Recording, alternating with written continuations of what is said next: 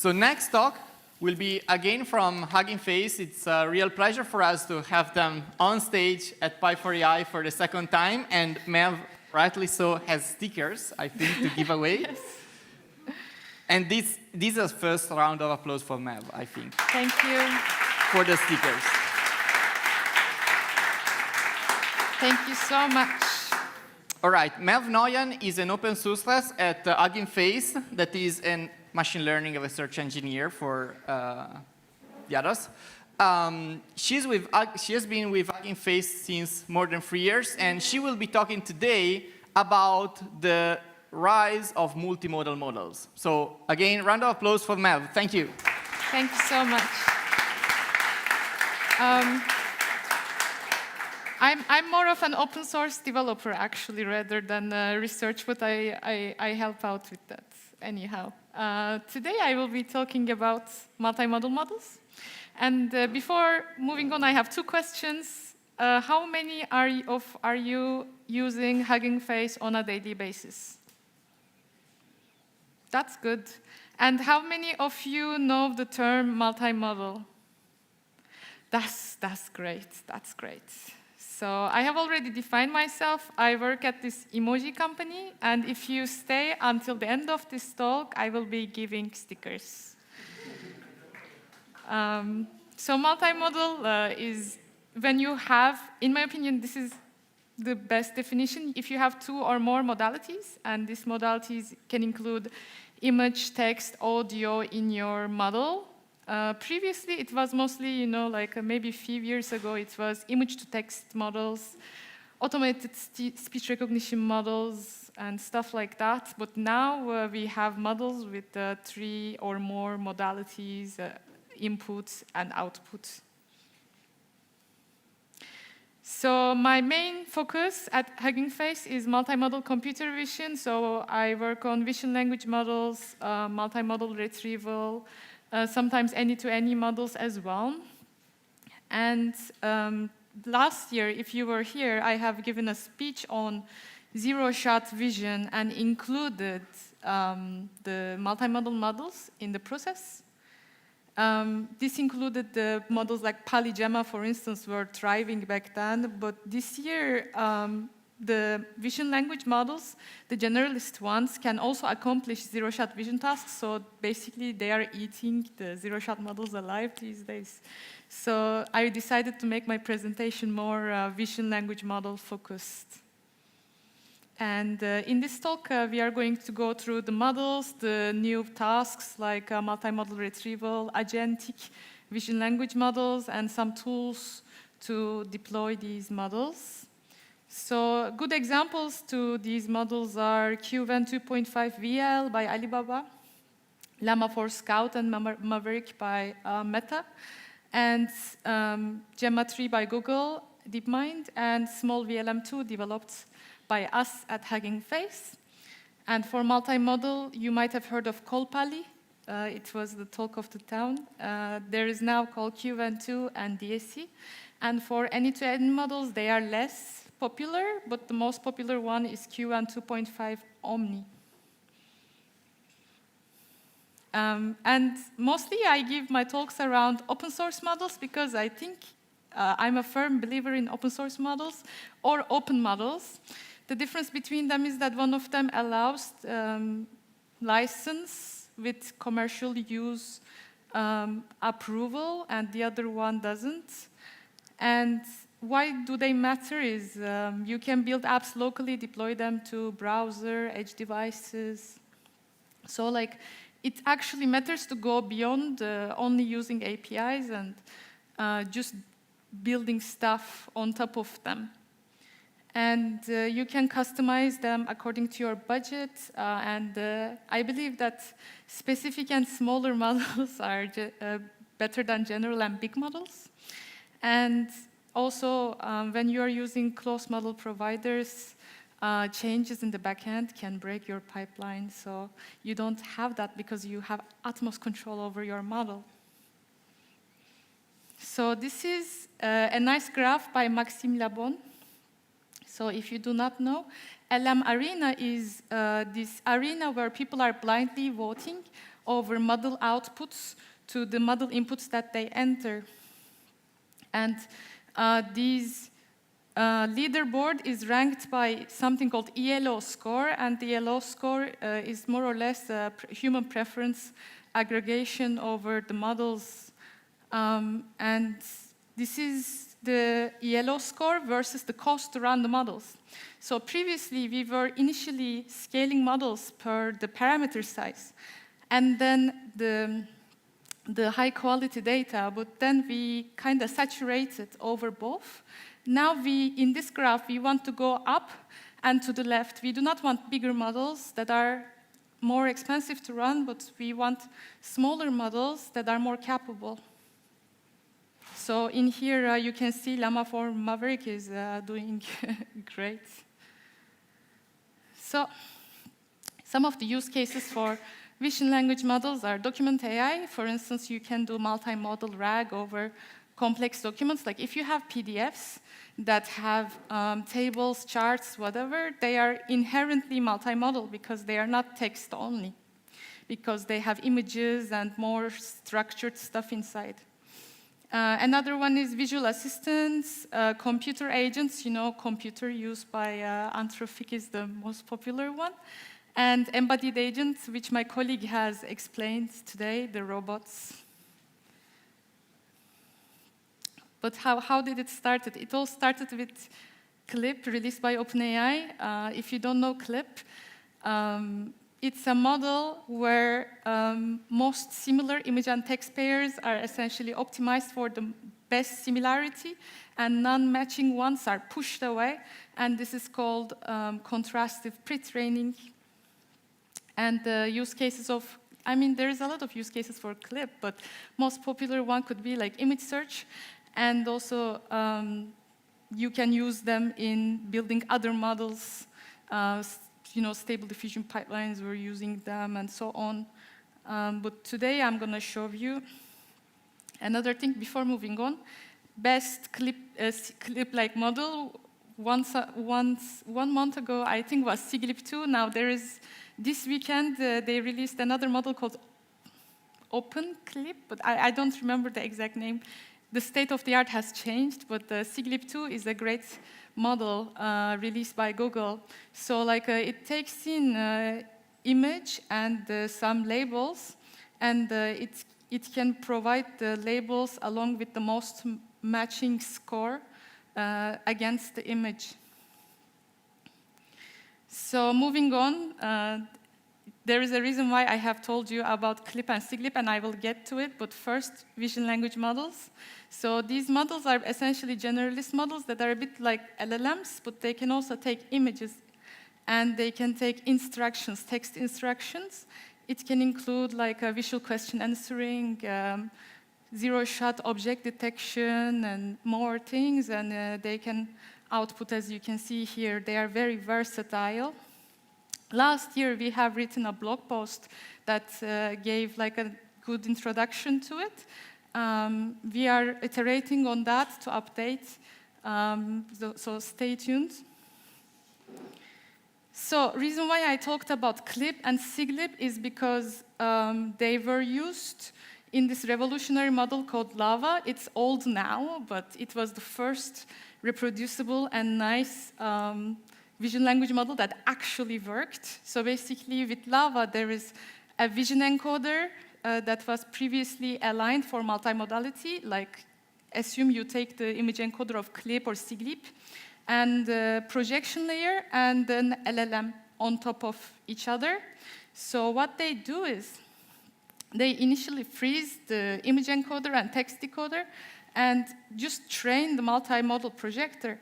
And then this is called pre-training of the multimodal projector. So it learns to translate sort of image into text space for the LLM input. And then they freeze the image encoder, and they unfreeze the text decoder for fine-tuning, like supervised fine-tuning over instructions. This is still pretty much valid today for most vision language models. And yeah, this is the most popular way of training and post-training models, and it can be adapted to many other architectures. And there are many other architectures coming up these days that I will go through. So when I made the first presentation, there was like 3 types of vision language models only: base models, chat models, and instruction models. So base models are the models that only went through these parts and a bit of alignments. I mean, not so much. But basically fine-tunable models doing compilation. And chat models are base models fine-tuned on chat data. Instruction models are base models fine-tuned on following instructions. But now we have a new model type, reasoning models, and it's pretty fascinating. They are base models fine-tuned on, chain of thoughts and reasoning data, basically. And they used to not work, so it's a recent thing. There was 2 models. I'm going to go through one of them that actually works now. So one of the best models of, I think, late last year, this year, was QN2VL. As you can see, it's a very versatile model that can do many things. It can do like even UI interaction, agentic tasks, solving math, writing code, and everything. And there is an even better version now, QN2.5VL.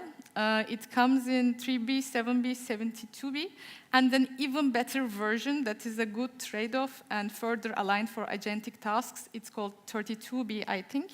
It can do reasoning, math, OCR, long video understanding, and I'm going to explain how. And it's the best open instruct model as of now. It's insane that an open instruct model can also do reasoning at times, like and this is my favorite model now. It's a reasoning model, and it's completely open source. It's Apache 2.0. You can just use it for production purposes. This is the first model that can do reasoning, visual reasoning, that has ever been introduced. Before that, there was QVQ by QN, but it was very not working, and it was too experimental. But this one works well. And it's actually a relatively small model. It's a mixture of experts model with only 3B active parameters. So it's insane, a model like this. I tested it myself, and I was shocked. It's really good. And you can also do localization tasks like pointing, detection, segmentation with vision language models. They can solve different tasks, and for instance, how they model it is that they input the image and they write an instruction like detect the candies in the image, and then they output special segmentation tokens that I'm going to show as text tokens. Detection tokens as text tokens, like you can see here. Can I zoom in? No. So basically, this is Polygemma 2. Polygemma was the first model to attempt to solve it. So it outputs location tokens and segmentation tokens. These segmentation tokens are not segmentation mask pixel locations, by the way. You cannot do that. Like, it's a lot of tokens. Instead, they have trained a variational autoencoder to map these segmentation tokens to masks. This is how they solve the segmentation. I don't know how closed source models solve the segmentation, though, because they don't put explanations. Another model is Molmo by LNAI. It can do counting and pointing, and QN 2.5 VL can also do detection and pointing. And coming to video language models, so now that we have understood a bit of how these models take an image, essentially videos are just downsampled image frames. So you need to pass them along with the time stamps so that the model can understand which frame happened when. And as you can see here, it looks like that. Like you just downsample frames and pass it with the text prompts to video language model and get your answer. So most vision language models these days are video language models as well. Some of them might not be. You have to check. And there is different downsampling strategies, because basically, how do you know how much information you are going to lose when you downsample the videos? So You can either do brute force downsampling, like downsample every n frames, but it's not gonna work. Geometry, for instance, leaves you how to, what you are going to downsample, and you pass them with timestamps to the, as text, and interleave the image frames inside the text, basically say image 1 and timestamp image 2 as timestamp and stuff like that. But there is a better way of doing this. This model was released by Meta AI, Longwool. It processes all text frames at first for downsampling. Basically, imagine you have like bunch of frames. It gives it to the Dino model. It's a feature extraction model by Meta, and then gets the least similar frames because there is more change in those frames, right? And then passes them to a multi-layer projection perceptron as a projection layer with the text, and then get the most similar frames to the text query, basically, which is, I find it very smart, so I wanted to add it to my slide. And another one is Alibaba Q1. This model is actually doing downsampling just in a brute force way, but I wanted to include it because they train it with dynamic frames per second rate. They use multimodal ROPE, rotary positional embedding, to enable long context. And yeah, I just wanted to show this. But it still leaves you to do the downsampling yourself. It just can handle very different FPS. It doesn't leave you to a fixed FPS rate, basically. And smaller models, so small VLM2 is a smaller video language model. Basically, we have experimented with many sizes, but we still find 2.2B. So basically, we have small VLM2 comes in 3 sizes: 256 million parameters, 500 million parameters, and 2.2 billion parameters. 2.2 billion parameters is actually a good size to model video still. So it's very hard to go small with the videos, but perhaps one day we can go smaller with the videos. So this is a graph for the inference memory against the video MME score, which is, video MME is like a multi-choice question benchmark over videos, question answering. And it runs on device. We have released a mobile app called Hugging Snap on iPhone, and we have also open sourced the code on the application. Like, everything is open source. The dataset is open source, the model is open source, and the mobile application code is also open source. And coming to multimodal RAG, which is my most controversial topic that people get triggered every time I post about it these days. So what my hypothesis, and I think it's true, is that, so basically normally what you do with retrieval augmented generation is that you have the documents and you render them through like a PDF parser. Like, people use doclink, but alternatively people also use like very hefty pipelines with the image captioners, OCR, whatever, to render it into a markdown, and then pass that markdown to the LLM, to the retriever that you are using, and then get the most relevant text and pass it to the LLM to get the generation. I think this is brittle, and you lose context in doing that. So unless you have documents with a plain layout and text, I suggest you not to do it. Because documents are complex. They have layouts, they have charts, they have tables, everything. Instead, never leave the image modality.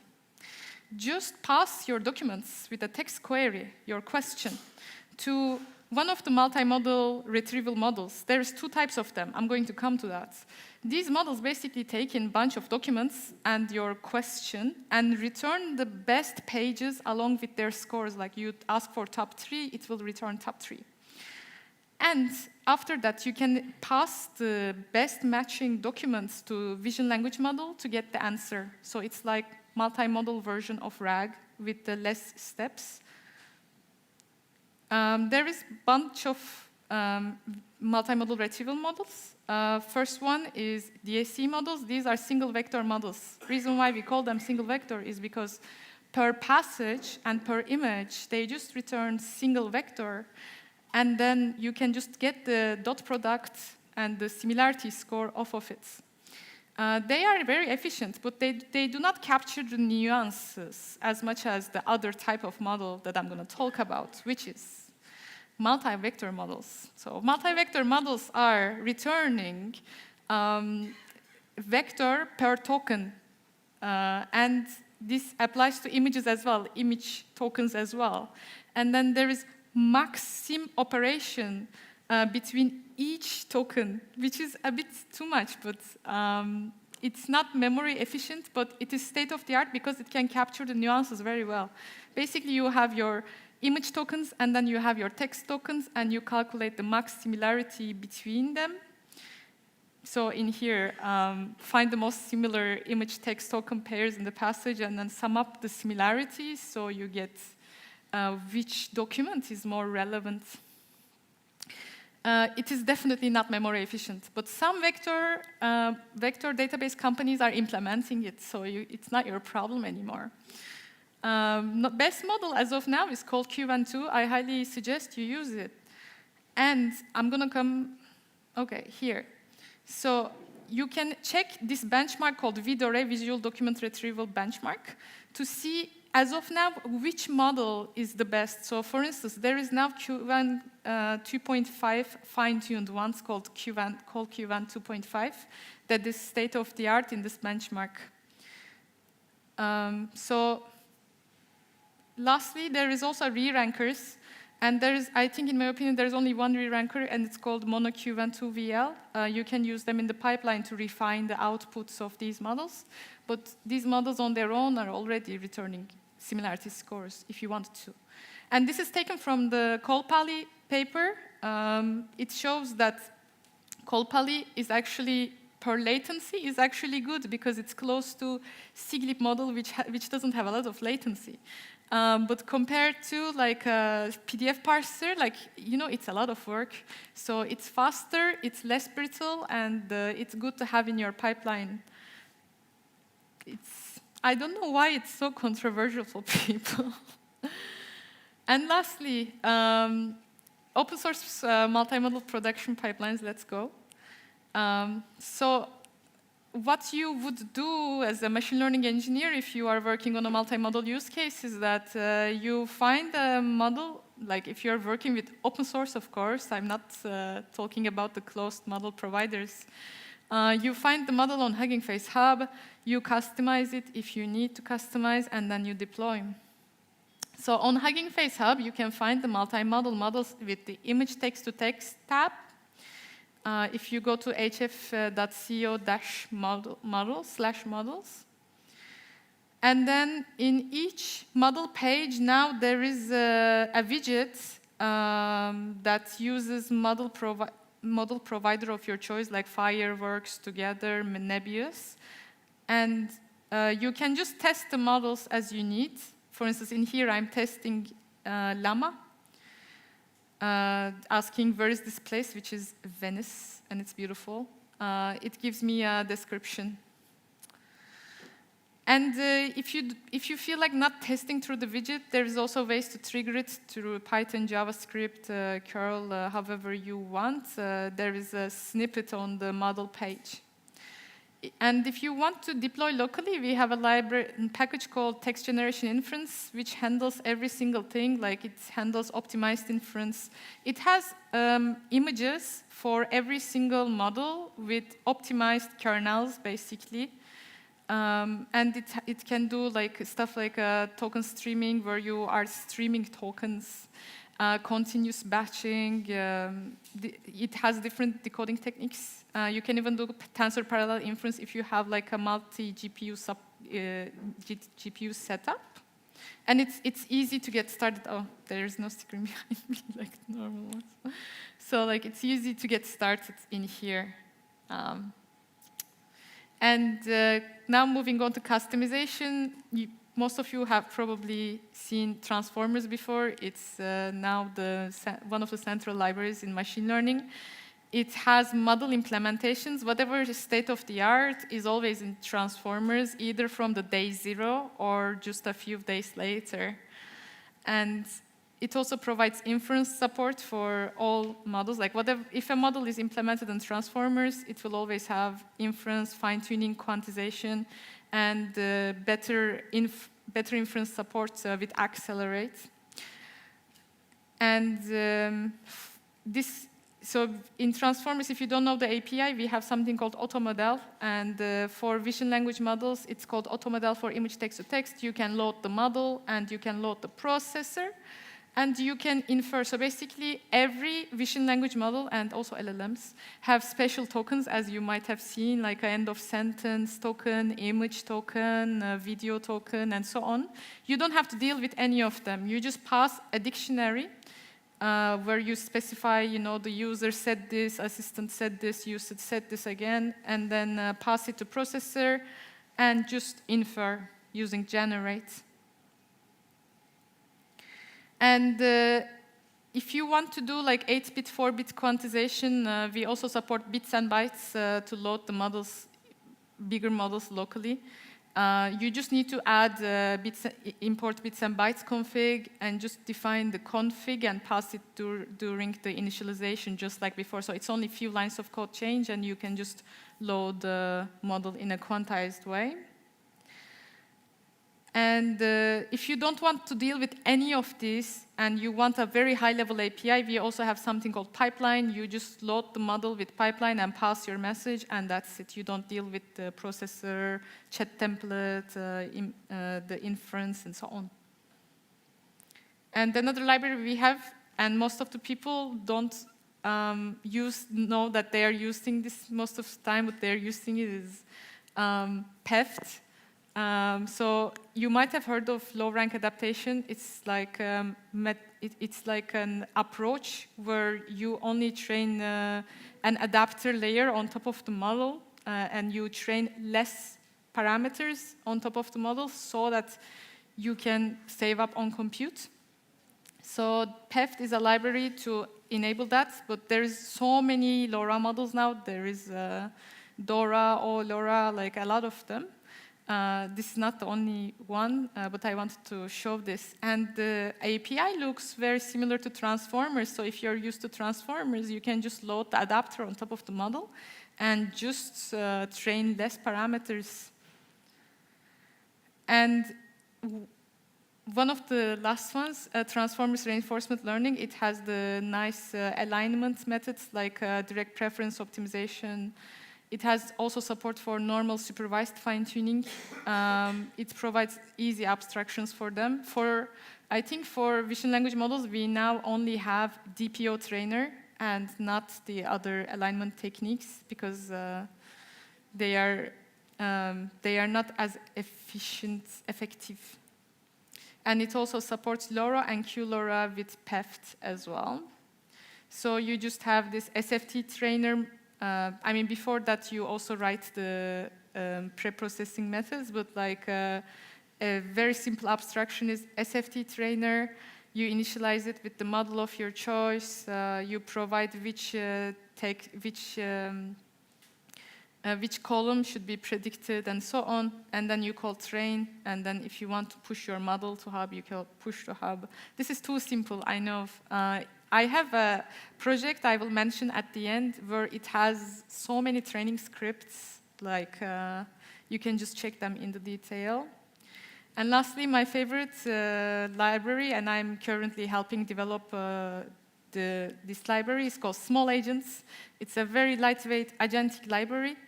You can just start multimodal agents with the model of your choice, like a local model or like a remote model of your choice in the React framework. We have introduced vision language model support with on different levels.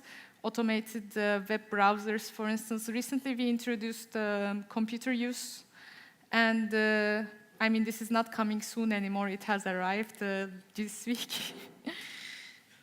For instance, in here, with only one command, I am starting an agent where it goes to the website, it clicks the first clothing, gets the product details and the price, and return them. And it is supported by Helium, if you know, with the Google Chrome driver. But you can modify it however you want. I find it pretty fascinating. And it's using QVen, I think, in here as the vision language model. So if you want to go one layer more up, like deep into the abstraction, you can just, there's two ways we introduced vision language model support. First one is where you require to pass your images dynamically throughout the agentic workflow. For instance, after each action step, you have to take a screenshot and pass it into the agents. That one is more useful for computer use, for instance, or web browsers. And the second one is where you have to provide a bunch of images at the beginning of the agent. For instance, chatting with documents in a multimodal RAG is a good example for that. So you just initialize the model. So we support remote models, local transformers models, and so on. You initialize the code agent. Code agent is the abstraction for agents that can write their own code, because that is the state of the art. And then you just run your agents. And if you want to get the images dynamically, you can write a callback for it. And this callback, for instance, saving screenshots is one of them. Will execute it after each action step and add the images to observation memory. So my project that I was talking about is Small Vision. It's a shameless self-plug, but this repository has a lot of vision language related things inside, training scripts, multimodal RAG, and other things. So I hope you will find it useful. And thanks for listening. I can get the questions now.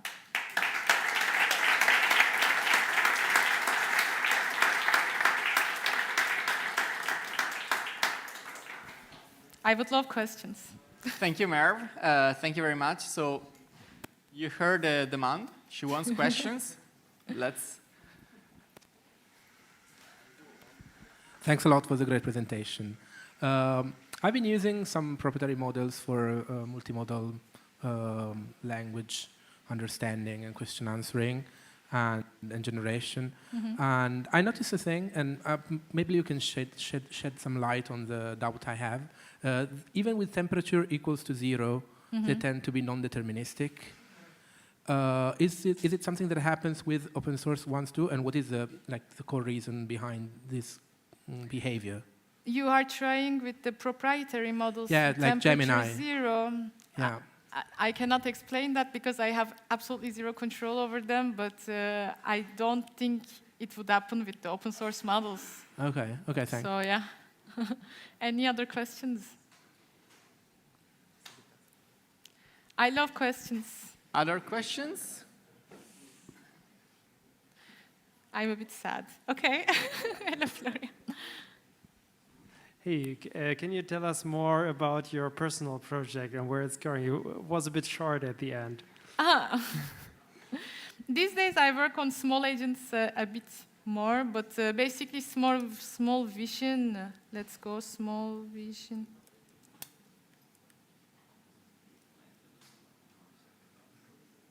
So basically it used to have a bit more zero-shot vision where we would fine-tune also the regular computer vision where we would see how to quantize models, how to, I don't know, fine-tune models for zero-shot vision.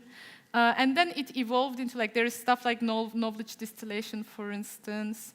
And it evolved into more vision language models where I have notebooks for instance, alignment techniques like direct preference optimization. I can zoom in, actually. Okay, so with this, you make it more accessible, like this fine-tuning? Basically, I have seen that people, if you don't provide them with a notebook or script, they cannot do fine-tuning. And I understand it. And I like to tinker around what works and what doesn't work for fine-tuning, for instance. So like I decided to make this repository. And yeah, like I mean, normally I work on model releases at HF as well. So like we have collaborations with other companies to release their models. And like I work on the scripts over there. So I don't populate every single script here. So if there is a new model release, you will see, for instance, for Llama releases, there is a whole Llama recipes repository you can find in HF. But yeah, like I just saw that people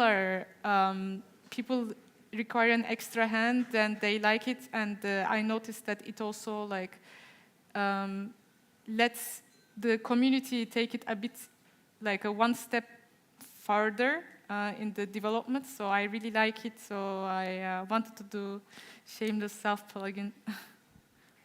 Thanks. Cool that you're doing this. Oh, yeah. Any other questions? There is no stupid questions. You can ask me anything. Yes, awesome. Alexi. Thank you for the talk, Merve. Beautiful overview. So there is a million agent frameworks right now, right? Can you tell us why should we choose small agents over other frameworks? To be frank, I started doing agentic frameworks with like and getting to know them because basically like the creator of the small agents didn't have like other people to work with. So I was like, okay, I want to learn about this.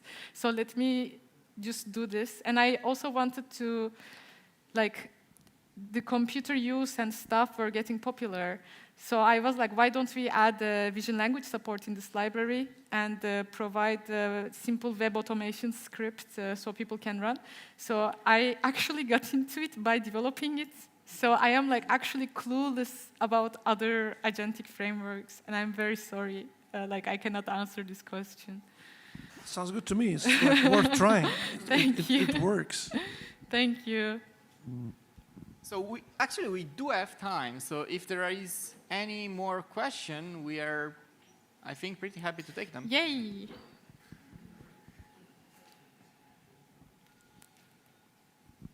Yeah, thank you again for your presentation. You told us about the fact that you would recommend to pass PDF as images, so you can keep all the context. But if a PDF page is very dense of information, maybe you would require to pass the image at a very high resolution, I guess. So is there some kind of a pre-processing of that image? Maybe is divided in tiles, or there is any kind of pre-processing? I think, for instance, for CallQN, so QN2 model can handle images with multimodal ROPE in dynamic resolution. So you can pass any resolution into this model. And I think because CallQN2 model is essentially inside, there is QN large language model and QN vision language model can handle it, handle any resolution, like high resolution. You do not have to do your pre-processing yourself. Most of the time. The question was about I think if there is an inner pre-processing phase. I never thought about it because basically, like these models, how they work is that they divide images into patches, and they technically tokenize images. And these tokens, I can show you something I find called Pali paper. Something I really like from this paper is, so for instance, in here, you can see the images divided into patches, right?